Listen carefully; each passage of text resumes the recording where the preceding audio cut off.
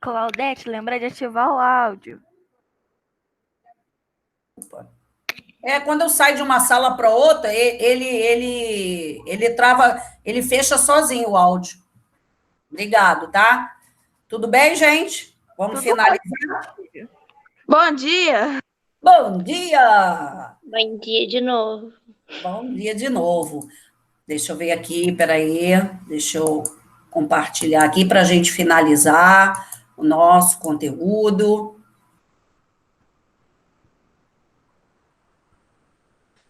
Chegamos aqui? Não, né? Estávamos em Portugal, certo? É. Chegamos a finalizar aqui? Sim, né? Bom, chegamos a finalizar falando do comércio da França com a Inglaterra e os portugueses, ok? Ok. Ih, gente, que é isso? Pelo amor de Deus. Bom, aí agora, ainda na página 296, nós temos aí, estamos chegando ao finalzinho, vamos acabar esse conteúdo. É sobre a Espanha, né? Achei, assim, bem legal essa parte que eu já até encontrei pronta. Então, temos aqui, vimos em Portugal, né? Dom João II vai ter o objetivo de se tornar muito poderoso através das viagens marítimas, da exploração das colônias, negócios com outros países, né? E na Espanha, o que o rei vai ocasionar? Nós já vimos esse conteúdo em outros assuntos. É o casamento do rei Fernando de Aragão com Isabel de Castela. Está aí no livro de vocês, na página 296, está aí. Então, eram reis, católicos. Só que essa região aqui, da Península Ibérica, aqui nós só temos mostrando essa partezinha aqui de Granada, mas os muçulmanos ocuparam mais ou menos por onde eu estou passando o cursor. Mais ou menos a metade dessa península era domínio dos muçulmanos, que eram os comerciantes árabes, né? E aí eles dominaram, aqui embaixo é a África, né? Eles dominaram várias regiões aqui do norte da África e chegaram a essa Península Ibérica e dominaram também. E aí, o que os reinos católicos vão fazer? Vão se unir para expulsar esses muçulmanos. O reino é católico, eu não quero gente de outras religiões, de outra cultura, na minha região. Como o reino de Aragão e o reino de Castela também eram grandes reinos, né? E tinha o reino de Leão aqui também. Depois eles vão conquistar aqui o reino de Navarra, e aí vão se tornar absoluto. Portugal aqui, nesse momento aqui, de 1400, já tem o seu espaço, já expulsou, que seria aqui a metade primeira, né, com o nome de Condado Portocalense. Depois, esse condado, ele vai expulsar o restante dos muçulmanos e vai se tornar livre de outros povos. Por isso que Portugal tem o seu preparo primeiro nas grandes navegações, porque ele consegue expulsar, fazer guerras antes. A Espanha, no caso, esses reinos, vão ficar por mais tempo, porque, claro, a região era maior, né, do que essa daqui.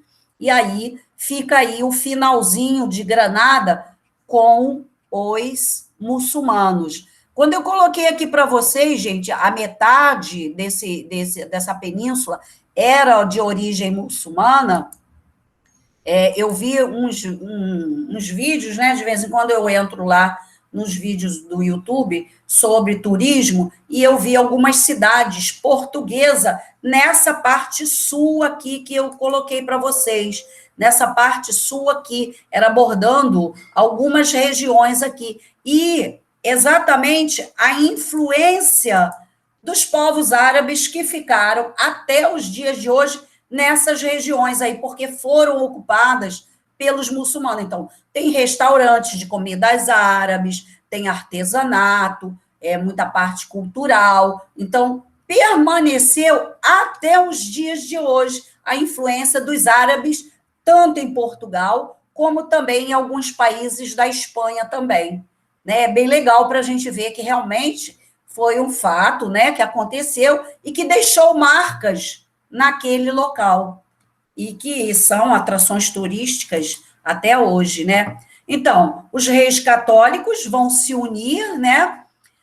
E aí a gente eles vão, gente, reforçar aquela Inquisição, o Tribunal da Inquisição. Alguém lembra o que era o Tribunal da Inquisição? Quem vai dizer? Vamos lá?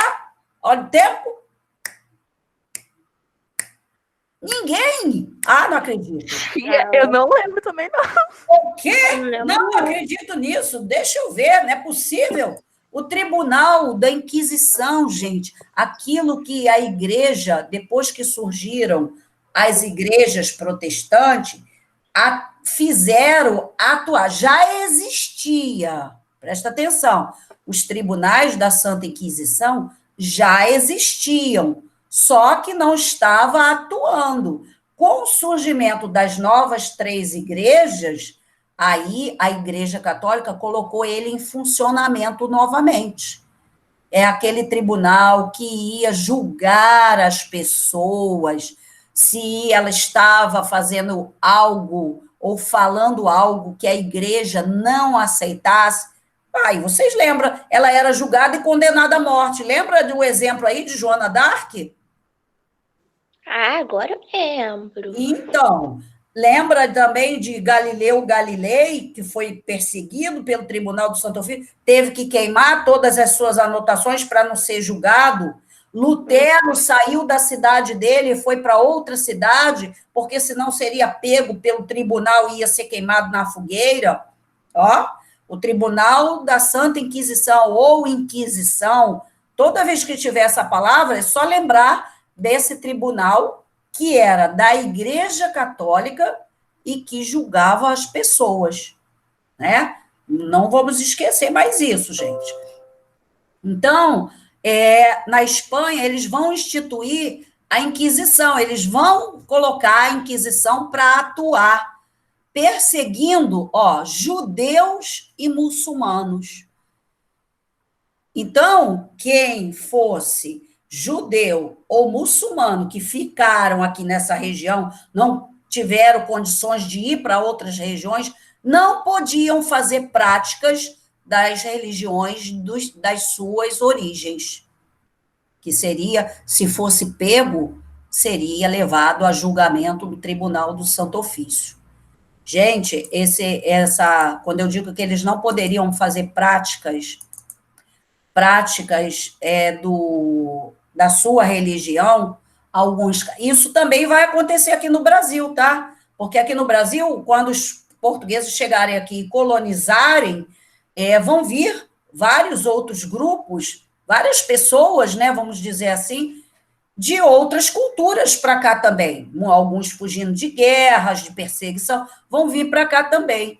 E nós vamos ter também judeus aqui. E os judeus, olha que coisa interessante, essas pessoas, eles tinham na sua... Porque o pessoal do Tribunal da Inquisição, gente, não batia na porta. Gente, posso entrar? Vou vistoriar a casa de vocês. Não, eles abriam a porta e iam entrando e iam fiscalizando para ver se você tinha algo que fosse comprometedor. Como assim, professora, comprometedor? Se eu fosse um judeu e tivesse algum símbolo da religião judaica, né, hebreia, que os judeus são os hebreus, eu poderia ser levado ao Tribunal da Inquisição. Então, como os portugueses que colonizaram aqui, e os portugueses eram católicos, fazia ainda essa perseguição aqui no Brasil também, no início da colonização. Aí, gente, muitas vezes, até esqueci de contar isso para outra turma, muitas vezes as pessoas criavam paredes, falsas paredes. Por quê? Eles deixavam ali os seus objetos sagrados da sua religião de origem, e aí essa parede, né, ou um móvel, tampava e na frente colocava uma cruz da Igreja Católica para dizer que ele era católico, para não ser pego e perseguido. São chamados, gente, essas pessoas eram chamadas, sabe de quê? Cristãos novos. Cristãos novos, eu era muçulmana, por exemplo, eu era considerada cristão novo, cristão nova, né?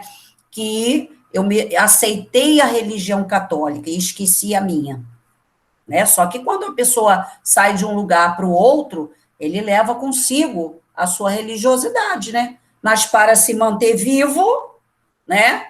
Fazia-se aí uma aparência.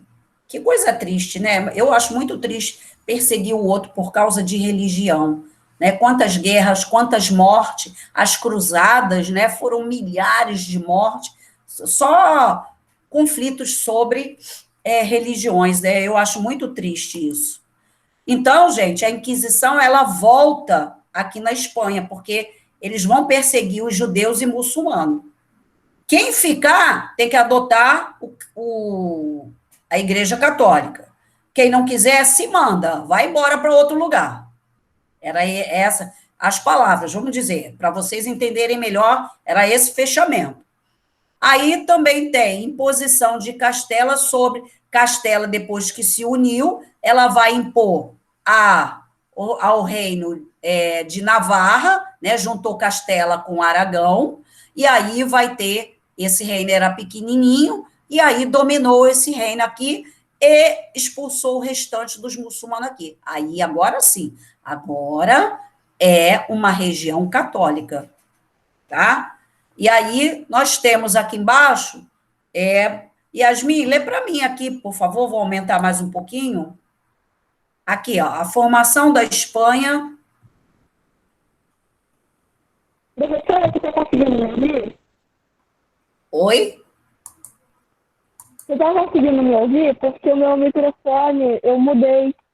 Ele tá meio chiado, o seu microfone. Ana Carolina, pode ser você, Ana, para mim? Tia, eu até conseguiria ler, mas tipo assim, meu celular tem um bug que tá pela metade. Se você chegar ali um pouquinho mais para a esquerda, eu acho que eu consigo ver. Um pouquinho mais para a esquerda, eu não tenho mais para onde ir, não tem como. Aqui só a direita, já foi todo para a esquerda. Quem pode ler, gente, aqui para mim? Quem está vendo? tia. Tá? Posso, tia? Então vai.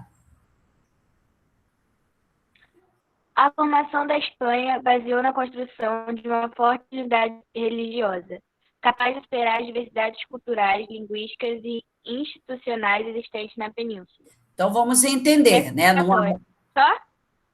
Só um instantinho, vamos entender. Então, na formação da Espanha, vai se basear a construção de uma forte unidade religiosa. Claro, mediante isso tudo aqui que nós já vimos, né? A volta da Inquisição vai fazer qualquer um ficar apavorado, né? E aí, é o que eu disse, quem ficar aqui tem que aceitar o cristianismo católico. Se você não quer aceitar, vaza, né? Como diz vocês aí, vaza, se manda. Então, vai ter, né, o vestígio de quê? Diversidades culturais e linguísticas na região, porque alguns povos não têm condição de sair e aí permanecem lá aceitando o cristianismo católico. Só que aí é uma outra língua, é um tipo, são culinárias diferentes, e aí isso acaba incorporado ao reino da Espanha, tá? E aí, o que vai resultar? A fé católica, privilégios da nobreza pelo território e apoio da Igreja Católica. A Igreja Católica vai estar apoiando toda a Espanha e todo Portugal. O que a gente guarda, então, do absolutismo na Espanha? Os reinos se unem, formando uma única unidade católica e tendo poder. Só isso, né? Que poder é esse? Perseguindo quem não era cristão católico. Só isso. Isso é o poder, gente, do reino. O rei tem todo o poder e ele quer somente que todos sigam a religião católica. Acabou. Quem não quiser, vai embora. Esse é o absolutismo na França. E aí, agora a gente chegou na Inglaterra, naquele famoso amigo nosso, Henrique VIII. Lembram do amigo Henrique VIII? Quem lembra do Henrique VIII aí? Eu. O que lembra do Henrique VIII? Então, eu só lembrava dele. Aí não ajudou. E aí, gente, quem pode completar aí? Isso, Caio, criou a igreja anglicana. Isso. Por causa de quê que ele criou uma nova igreja? Agora eu lembro. Ele criou a igreja porque ele queria. É isso. Peraí, fala, Lívia. Deixa a Lívia terminar, Vitória. Daqui a pouco você fala. Fala, Lívia. Ele criou uma igreja porque ele queria casar, por mais que ele estivesse divorciado. Isso, né? Vitória, quer complementar? Alguma coisa a mais sobre Henrique? Não, tia, era isso mesmo. Então, e aí, ele casou só mais uma vez? Não. Não. Então, né, na nossa conta tem aí 6 casamentos, né? E aí, isso tudo porque ele queria o quê com esse novo casamento? O que ele queria?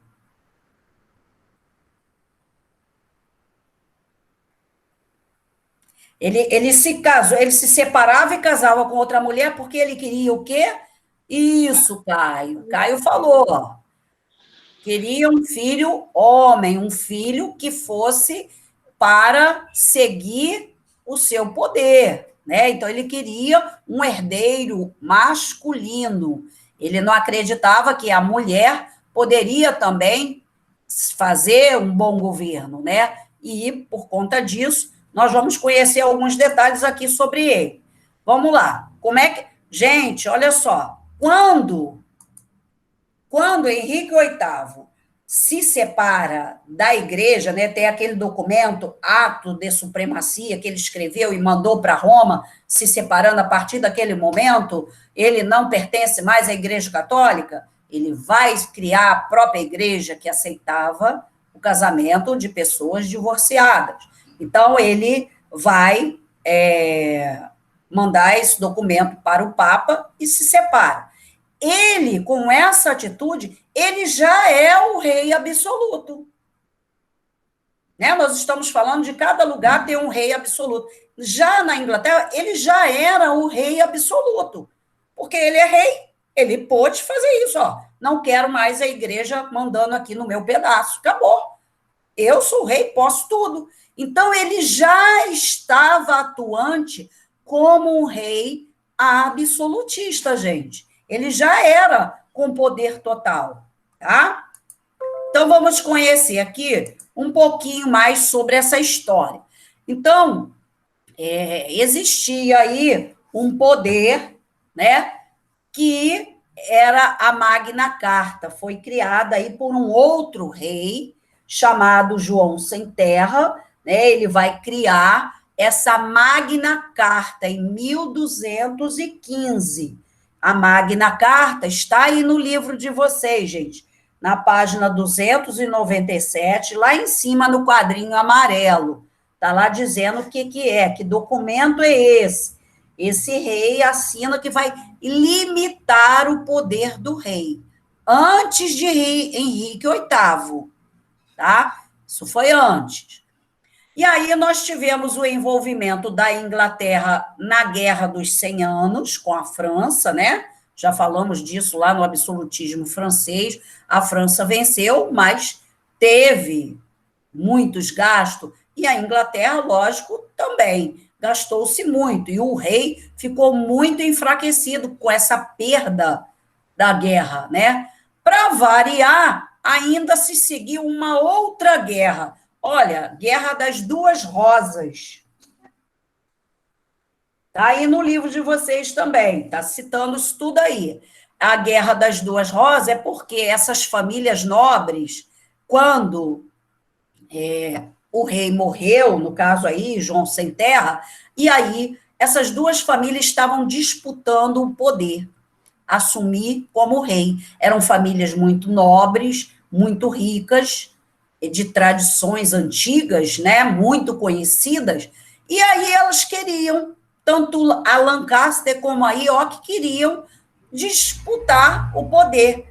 E ele, gente, ficou conhecido como as Duas Rosas, porque cada família tinha no brasão, né? Vocês até fizeram o brasão comigo, tá aqui comigo, gente. Eu até esqueci de levar. Quando eu for na escola agora, eu vou levar para entregar lá para vocês o brasão. Claudete, eu nem lembrava mais desse trabalho. Mas eu lembro, eu trouxe para casa para corrigir, já fui na escola e esqueci. Eu vou levar para vocês. Então, o brasão era o quê? A representação, né, do nome da família. Então, nessas duas famílias, tinha os desenhos dos brasões, só que dentro de cada um tinha uma rosa vermelha e o outro tinha uma rosa branca. Por isso que ficou conhecido como a Guerra das Duas Rosas.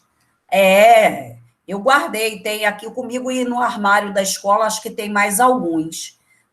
Eu vou, quando for agora, eu vou levar para vocês. Então, gente, esse ficou conhecido por causa do símbolo das famílias. Enfim, depois de muito... Oi? Mas ele valeu de ponto para alguma coisa ou era só um trabalho mesmo? A gente iria fazer ele valendo pontos, né, para o primeiro bimestre. Aí teve aquele problema todo de avaliação, da gente começar com as aulas gravadas e tudo mais, aí acabou ficando, eu não cheguei a utilizar aquela pontuação, tá, gente?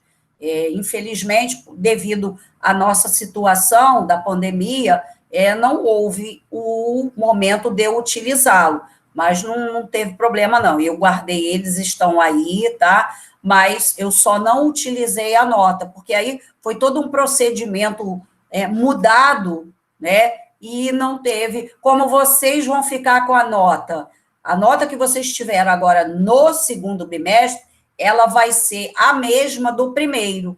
Então, a escola determinou isso, né? Então, vai ficar dessa forma. Aí, como não tinha como eu inserir essa nota nessas atividades, eu deixei, tá só guardada ali, aí eu levo para vocês, tá bom?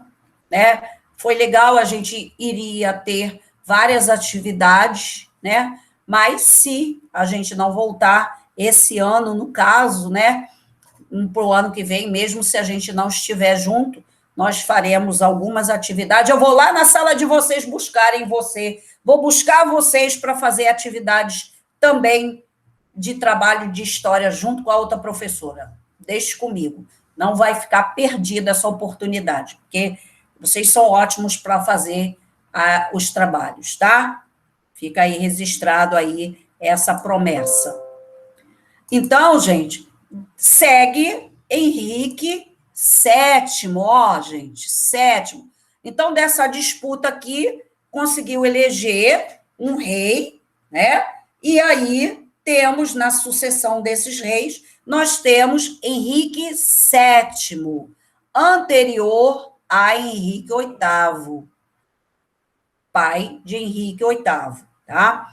Então, nós temos aqui, ó, nobres. O que Henrique VII vai fazer quando ele está no poder? Nobres proibidos de manter tropas e as províncias submeterem ao controle do rei, aumento dos impostos e ampliação da justiça, construção de uma frota naval.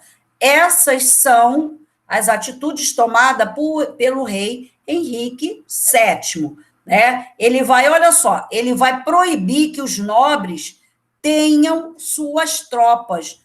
Por quê? Por que será? Vocês são nobres. Cada nobre teria, vamos dizer, o seu pequeno exército. Por que a partir desse momento vocês não podem ter mais esse exército. Quem é que vai ter esse exército? Vamos ver quem. Lá na outra turma, o pessoal matou essa pergunta aí. Vamos ver vocês. Cada um de vocês é um nobre. Cada um de vocês tem um pequeno exército. Mas, a partir de agora, eu determinei que vocês não vão ter mais esse exército. Quem é que vai ter esse exército? O rei? E é, no caso, o rei, eu. Né? Por quê? Os nobres estavam, de vez em quando, em conflitos uns com os outros. Né? E aí, quando eu tenho a posse desse exército, o exército só vai fazer aquilo que eu determinar. Eu sou rei absoluto. Então, vocês agora não têm mais o seu pequeno exército. Somente eu, somente o rei é que vai determinar as ordens do exército. E as províncias, gente, são as cidades. As províncias também vão estar sob as ordens do rei. O rei que vai determinar o que fazer. Olha, nós vimos aí que o rei determinou a política mercantilista, né? Gente, política, viu, Lívia? Política mercantilista é política econômica, tá? Se quiser, até anota aí na beiradinha do livro. Mercantilismo é a política econômica, tá? Então, o que o rei adotou para quê? Para enriquecer, para ser poderoso, não só no poder sobre todos, mas ter poder também financeiramente. É o poder absoluto. Aí ele manda construir uma frota, porque a Inglaterra praticamente é uma ilha, e uma frota de navios especializados em navios de guerra. Para chegar até a Inglaterra, nesse período, era só através de barcos. E aí ela vai mandar construir uma frota de navios de guerra. Por quê? Se chegar alguém que não fosse aprovado, os navios estavam preparados para abatê-los. Tá? Aí, né, com o fim de Henrique VII, Henrique VIII, nós já vimos que ele cria a igreja anglicana, né? Essa pessoa que é uma das filhas dele. Agora eu vou contar aí um pouquinho, né, sobre a história da filha deles, por quê? Gente, não precisa ficar tão preocupados quanto essa relação de parentesco aí, né, das filhas. Mas vamos pensar aqui, rapidamente, para a gente chegar ao nosso fim. Vamos pensar. Ele se separou da Igreja Católica porque ele queria um novo casamento para que a mulher desse um filho homem. Do primeiro casamento com Catarina de Aragão, ele teve uma filha. Essa filha foi chamada de Maria. Beleza. Ele se separou, ele se divorciou de Catarina de Aragão. É como se elas não fizessem mais parte da vida dele, nem a mãe, nem a filha. Aí ele casou-se de novo com a Ana Bolena, que era aquela acompanhante da primeira rainha. Aí ela ficou grávida e tal, teve uma outra, né, uma filha, que no caso recebeu o nome de Elizabeth. Muito bem, não ficou satisfeito. No seu terceiro casamento com Jane Seymour, ele teve um menino. Eu cheguei a falar isso para vocês, que ele chegou a ter um filho, mas não assumiu, não fez grandes progressos com esse filho. Então, vamos conhecer só um pouquinho dessa história. Com essa terceira esposa, ele teve um filho que deu o nome de Eduardo. E ele já, de uma certa idade, bem ruim, ele diz que esse filho vai governar quando ele morrer. E aí ele governa. O Henrique morre e ele coloca o filho, é elevado a rei da Inglaterra com 9 anos. Olha bem, hein, gente, presta atenção, Lívia, no segmento, hein? Ele é elevado a rei com 9 anos. E aí, claro que ele não sabia governar com 9 anos, né? Aí o tio vai administrar, né, a Inglaterra e, claro, que a pose toda de rei do menino. Ele fica somente 6 anos aí como governante, porque também ficou muito doente e morreu, né, o Eduardo. Mas e agora? Quem vai assumir? O que vocês acham? Quem teria direito a assumir? A primeira filha da Maria ou a segunda Elizabeth? A primeira. A primeira. Isso, foi a primeira, o primeiro casamento, não importa que ele se separou, mas ela foi a primeira. E aí nós vamos ter, de fato, a Maria I, aqui tem uma imagem dela, né? Ela foi criada. Deixa eu, antes de passar para cá, olha só, quando o primeiro casamento dele com a Catarina de Aragão foi na Igreja Católica, certo? Eles eram católicos ainda. Aí depois é que ele se separa e casa com a Ana Bolena já na Igreja Anglicana, e com Jane também. Mas a primeira ainda continuou a ter os ensinamentos católicos, porque a mãe era católica. Passou esses ensinamentos para a filha. E aí, quando esse Eduardo morre, a Maria vai assumir, né? Vai reconhecer, né, as pessoas que compunham ali o governo, vai reconhecer que ela teria direito a assumir como rainha. Muito bem. Ela assume como rainha, só que ela, vamos lembrar, gente, ó, ela é católica, ela foi criada com os conceitos católicos. Mas a Inglaterra, agora, a religião oficial é o anglicanismo, né? E ela assume o poder. A rainha católica Maria I. Só que ela não aceita as manifestações das pessoas que eram da religião anglicana. E ela determina, olha só, se tiver algum confronto com pessoas que sejam da religião anglicana, pode matar. Pode matar. Eu sou católica. Eu quero no meu reino o povo católico. Gente, mas aí lembrar que já tinham muitos anglicanos na Inglaterra, né? Ela, gente, ela vai governar apenas durante 5 anos. Também se abate de doença, né? Gente, as doenças nesse período aí, não tinha vacina, não sabia como é que se curava determinadas doenças. Então, algumas doenças levavam mesmo a pessoa à morte, porque ninguém sabia como curar. Por isso que eu estou dizendo que era comum as pessoas, às vezes mesmo jovens, morrer por causa de doenças, né? Se não fosse no combate na guerra, poderia ser por doença. Aí, no caso, a Maria I governa durante 5 anos. Gente, por ela ter determinado que não aceitava os manifestantes da Igreja Anglicana, ela ficou conhecida como Maria Sanguinária. Olha isso. Maria Sanguinária. Por quê? Misericórdia.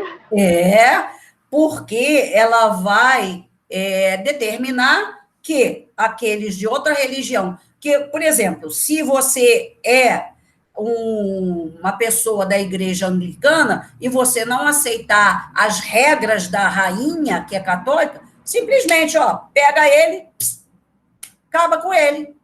Está perturbando o meu governo.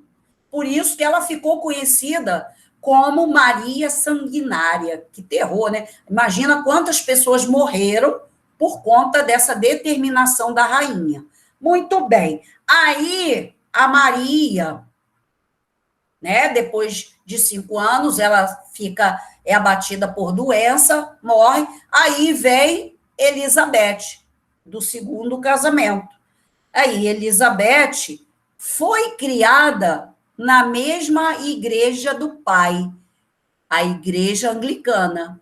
Essa já era, quando eu falo protestante, é porque é protestante anglicano, né? Que não era católico. Então, a Elizabeth, ela vai tentar manter, ela é anglicana, mas ela não vai fazer igual a Maria, não. Ela não vai mandar matar nenhum católico.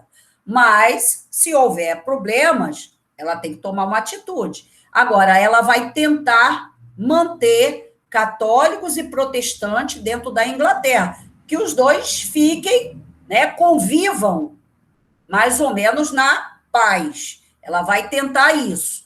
Mas, gente, nós vamos ver que pessoas que estavam, vamos dizer, hoje seriam os assessores políticos, né, de cada um deles, que tem um monte, aí aquelas pessoas que estariam em volta da Elizabeth acabam conspirando contra ela, né? Ela tentando manter, né? E aí aquelas pessoas que eram católicos começam a atacar alguns protestantes nas cidades, e aí estão achando que foi a mando da Elizabeth. E aí, gente, começa guerras, assim, terríveis, por conta de religião, protestantes e católicos. Uma delas se destaca, que é chamada a Noite de São Bartolomeu, né? São Bartolomeu, um santo da Igreja Católica, né? Como haviam católicos ainda na Inglaterra, né? Comemoravam lá, marcaram, né? Um grande conflito, um grande massacre no dia dessa festa. Os protestantes sabiam que os católicos iriam fazer comemorações para esse santo. Gente, chegaram arrasando e matando milhares de católicos, né? Então, nós temos aí situações que foram envolvidas. Olha só, as duas filhas, que ele não gostava, né? Só porque eram mulheres. A Maria vai governar durante 5 anos apenas. Agora, a Elizabeth, gente, vai governar durante 45 anos. Ó, não foi pouco, não, hein? 40... Misericórdia. A idade que minha mãe teve. Aí, olha só, ela governa durante 45 anos, ela teve vários candidatos para se casar com ela, né? Jogada política, fazia muito isso também, né? Mas ela dispensou todos os candidatos que apareceu para ela. Por quê? Ela dizia que ela não precisava de nenhum marido, nenhum homem ao seu lado. Ela era casado com o povo inglês. E ela não se casou, morreu, e não se casou, não deixou herdeiro nenhum. Depois o herdeiro vem de um parente da Escócia, que era aparentado delas, que vem assumir o governo na Inglaterra. E ela a outra ficou conhecida como Maria Sanguinária, né? Essa ficou conhecida como a Rainha Virgem. A Rainha Virgem. Por quê? Ela não se casou com ninguém. Então, temos aí 2 histórias, né? Tem as descrições aí, falando um pouco sobre isso, no livro de vocês também, e deu para vocês entenderem mais ou menos, não precisa ninguém ficar preocupado, caramba, a professora falou tanto nome, tanta coisa. Não, gente, só para vocês terem entendido o problema religioso, né? Que tanto no passado como atualmente a gente ainda vê em alguns países conflitos por conta de religião, o que não deveria existir, né? Então, cada um tem a sua religiosidade, cada um segue aquilo que deve seguir, que acredita, né? E não ter tantas mortes, gente, muitos conflitos por causa de religião, né? Muitos. Uma coisa que nunca deveria acontecer, mas, infelizmente, ainda acontece muito isso na parte árabe. Nós temos muitos conflitos ainda religiosos, até mesmo na África também temos também, né? Então, gente, conhecer um pouco aí, né? A Maria I, Maria Sanguinária, perseguiu os protestantes, a Elizabeth, a Rainha Virgem, Elizabeth I, não deixou o herdeiro, por isso foi considerada a Rainha Virgem. E aí, gente, nós falamos já anteriormente, essa Rainha Elizabeth, durante 45 anos do seu reinado, a Inglaterra vai enriquecer muito com ela. Ela vai ser uma rainha muito, até colocava-se assim, mãos de ferro. Mãos de ferro porque ela governava com muito rigor, muita energia, né? Ela não era vamos dizer, não era de graça com ninguém. Então, ela fazia aquele governo para enriquecer a Inglaterra. Tanto é, gente, que a Inglaterra vai ser o primeiro país que vai criar as indústrias de tecido. Aí, para fechar, nós temos aí o último parágrafo do livro de vocês. Olhem aí, por favor. Ó. Ao contrário da Espanha e de Portugal, no período elisabetano, que é o período da Elizabeth, rapidamente se desenvolveu as manufaturas, especialmente a fabricação de tecido. Por quê? Vamos voltar lá na política econômica do mercantilismo. Você é rei, você tem todo o poder e você quer enriquecer, você quer mostrar que você tem muita riqueza, né? E vai ter muita riqueza aquele país que tiver muito ouro e prata. Por isso, a exploração desses europeus em outros continentes, na África, na América. O próximo capítulo, gente, vai falar da exploração dos espanhóis, aonde estavam os incas, os maias e os astecas. Porque essas regiões tinham minas de ouro e prata. E eles começaram a explorar isso aí, tiraram tudo que puderam. Os portugueses no Brasil vão encontrar ouro só mais tarde, só no século XVIII. Mas antes eles vão explorar o pau-brasil, depois eles vão plantar cana-de-açúcar, depois é que eles vão encontrar ouro. E vão vender, e vão comprar os produtos da Inglaterra e vão pagar, gente, com ouro. Por isso a Inglaterra cada vez mais ficou mais rica. Desse período antigo, desse período da Idade Moderna, a Inglaterra foi o país mais rico que aconteceu. Foi o mais poderoso. Gente, e aí, Lívia, gostou da Maria Sanguinária? Tia. Tem que falar mesmo? Ué, estou perguntando, o que você achou da Maria Sanguinária? Gostei. Você não estava prestando atenção, não estava ligada na situação, Lívia. Olha lá. Né, gente? Então, conhecemos um pouco sobre a vida de Henrique VIII, ok, Angelina, de Henrique VIII, né, com as suas filhas, seu filho, né, tornando essa rainha absolutista, tá bom, Angelina. Ele mesmo era um absoluto quando ele se separa da igreja, e aí a Elizabeth I também faz aí um longo governo como rainha absolutista. Ela tem o poder. Ela, lembra que eu falei? Ela que era aquela que permitia a pirataria. Lembra que nós falamos disso? Então, olha só, se você trouxer um lucro para mim, beleza. A gente pode acertar aí. Agora, se te pegarem, tô nem aí, não conheço, não vou lá salvar ninguém. Então, ela foi uma das que favoreceram a pirataria aí com os navios ingleses, né? Procurando outros navios que tivessem riqueza. Gente, alguma colocação?